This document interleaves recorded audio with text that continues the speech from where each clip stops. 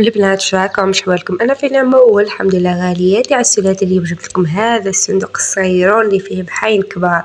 اليوم راح نشوفوا هذا الصندوق واش فيه وواش ما فيهش وكيفاه صارت الحكايه وكيفاه ما صراتش. صلوا على نبينا محمد صلى الله عليه وعلى اله وصحبه اجمعين. اشتركوا في القناه وفعلوا الجرس. حتى البيبي هذاك الصغير حاب يفتح الصندوق قلت له لا ماما استنى نفتحوه مع صحاباتي باش يشوفوا واش فيه. حبيباتي غالياتي تبعوا معايا الفيديو حتى النهايه باش تشوفوا واش كيف هذا الصندوق العزيز علينا كامل، وتبعوا معايا.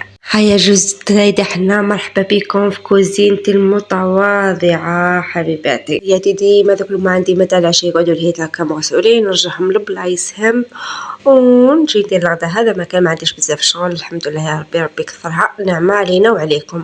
انا راح نحكي لك الكوزينه هكا فيها شويه رتوشات صغار تما ما فيهاش شغل بزاف، تما ما راحش نتعب بزاف كي تكون هكا.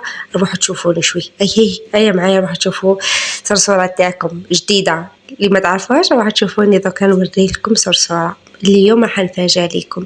اليوم راح تشوفوا هذيك صرصوره اللي عندكم السيامات حابين تشوفوني ولا وقولوا لي رايكم عجبتكم ولا صراحة. ها انت يا حنا نيت الصرصورة ها جديد عجبي عاوني غارح. هاي معايا مالا هاي كدار منيت الحمد لله مفروزة. شوية العاب تاع الولاد محطوطين. يا اخي على بالكم الولاد تجمعوا الالعاب من يرجعوا لكم من يتنحوا من يرجعوا من. هذا مكان خياتي عسولاتي. اليوم راح ندير محجوبه حنايا جهتنا ندير محجوبه هذيك تاع برنوس وحده فوق وحده بصح لا اليوم درت المختومه البسكريه اللي نديرو وحده فوق وحده فقط. دوك تشوفوا الطريقه البنات. هنايا عجنت الكسات تاعي درت البصل مليح ودرت له شويه شحمه وزيت زيتون. انا نحب فيها زيت زيتون هما ما يديروا زيت الزيتون. تقعدي هكا تخلطي حتى تذبل لك طول اخر. كتشوفوا كيف تذبل جي تهبل صراحه شهيتكم في الجنه حبيباتي. تبعوا معايا هذه الوصفه تاع المختومه البسكريه راهي بنة عظيمة وين راح توصل محجوبة البرنوس تاع الشاوية وتاع توابة هي صغيرة وغريمة هذه غادي بصح هذه ثاني راهي بنة عظيمة يا خياتي. شوفوا دوكا الطماطم تاع الباط والطماطم تاع الحب والهريسة والفلفل هاهم كيف يذبلوا لي زيبيس العكري وراس الحانوت وهذم هما خليهم يذبالوا. وهنايا كركبت الاخر تاعي الرقاق وطاوه تاعي وجدت وطفيت النار تاع الوسط باش ما تحرقليش المختومه تاعي. هاي تبعوا معايا على بركه الله. اللوحه ولا هكا واللوحه نديرو فوقها لاصوص وتزيدي عليها الرخام. راني نشفتها البنات ولا تجي تقولي لي رخام وما رخام راهي نشفتها. هاي المختومه ما شاء الله خياتي. جات شهي راجل كيروح كونجي غير شخاخش معايا يعرفني قبل قال لي كي سمنتيني يا كي الزبر غاتشا قد قلت له هذاك ما كان حاس الكونجي غير شخاخش لي يضربوا. انا نموت على شخاخش حسوه شيشه مرمس شيشه فريك بومهراس محجوبه.